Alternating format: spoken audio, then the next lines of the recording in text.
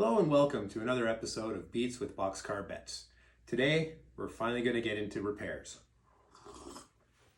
Now, if you've been following along from home, which I'm sure you haven't been, I promised that I was going to somehow reskin this bongo hoop because, as we've discovered, there is no standard measurements in bongo drum sizes. And it's impossible just to go out and buy the replacement skin for this bongo.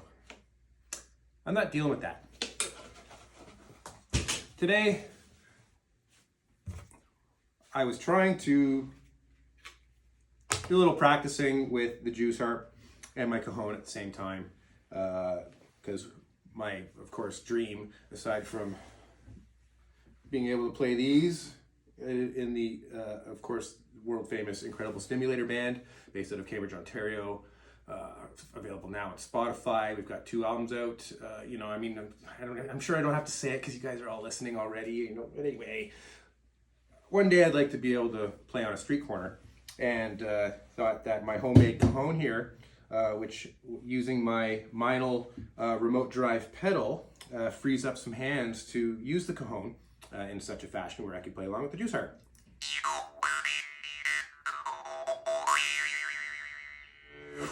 Because, again, if you've been following along from home, we've discovered that I'd been basically playing these wrong for the past 30 years, and I've become kind of obsessed with actually doing it correctly now that I have a professional juice harp. So, anyway, what happened was I rocked too hard, and I broke my pedal.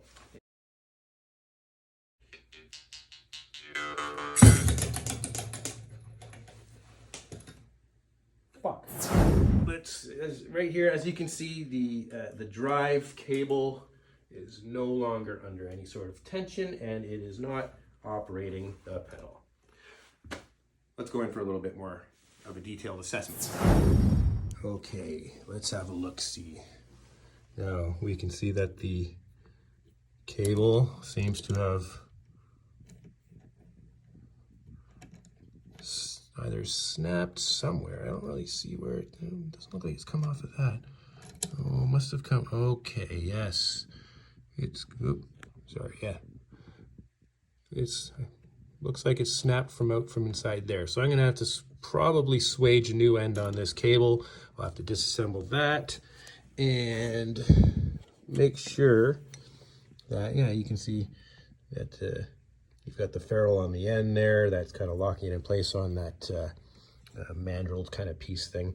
And yeah, so over on this side, you can see it's just obviously there it is. There's a screw on that. I should probably be able to just buy a new part.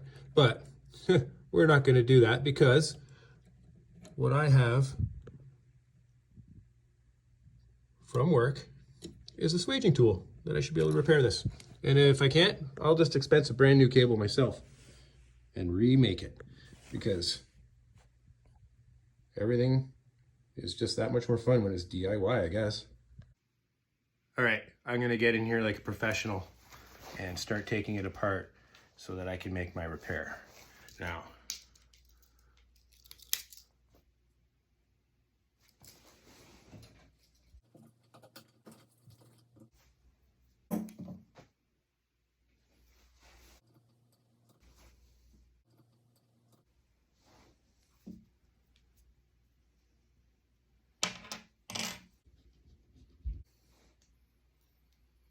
all right, I guess we're gonna see what I can do, because aside from being a pretty face, the world famous drummer to the Incredible Stimulator, and a world-class juice harp player, I also happen to be an electrical engineering technologist, a licensed electrician, a master electrician, and the son of a millwright.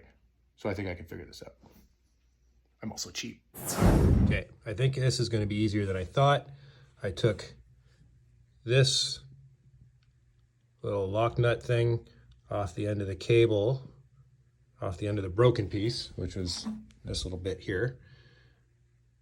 And it looks like it was actually installed wrong to me. Unless it was some way of adjusting the tension, but I don't think it should have been pinched down with that Allen key on that wire. You can obviously see that was a stress point and it caused the breakage. So my plan is I am just going to thread the end of the cable, the shortened cable. I've only lost a few inches. Oh, that's what she said. Anyway, this will go through, and I'm going to put this on the end of it, hopefully lock it in place. But what that's got to, because I've lost those few inches, that's going to affect the level of the pedal here. So I think what I need to do is unlock right here, allow this shaft to turn at the new tension, and readjust where the pedal is sitting in the entire stroke. And we'll see if that actually works out or not. Okay, I managed to basically rethread the shortened end of the cable. Got this little locking nut piece thing on there, locking ferrule or whatever you want to call it. I don't know what it is, but it's on there. So now I am going to see if I can make some adjustments to, you know, the alignment of these shafts and linkages so that it has approximately a good feel and can be played again. Let's see. Okay, well, it looks like we've had some success. I essentially, I had to make some adjustments to the alignment of where these moving pieces were on the shafts of the pedals, and these kind of remote drive ones had a bit of a balancing act between the springs on the left and the right pedal, and then the actual mallet side. So what I ended up doing was just to try and get the right feel, where I had the similar response to what I had before.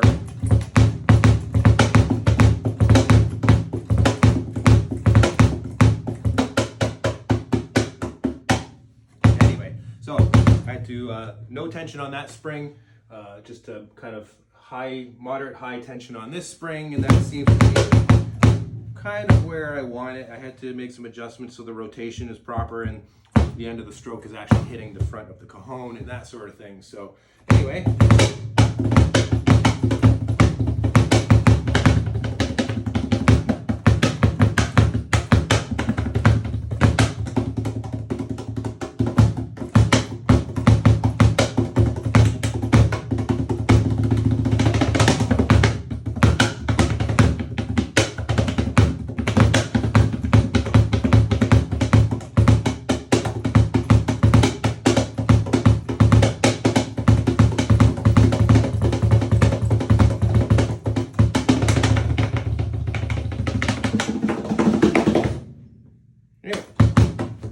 Not bad. So maybe we can finally try this again.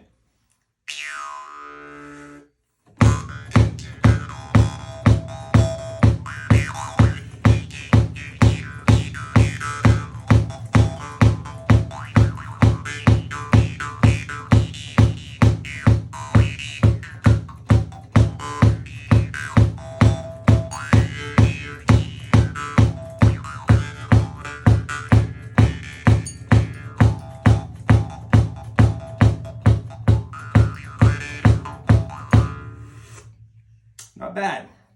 So I think I'm going to call it quits. Till next time.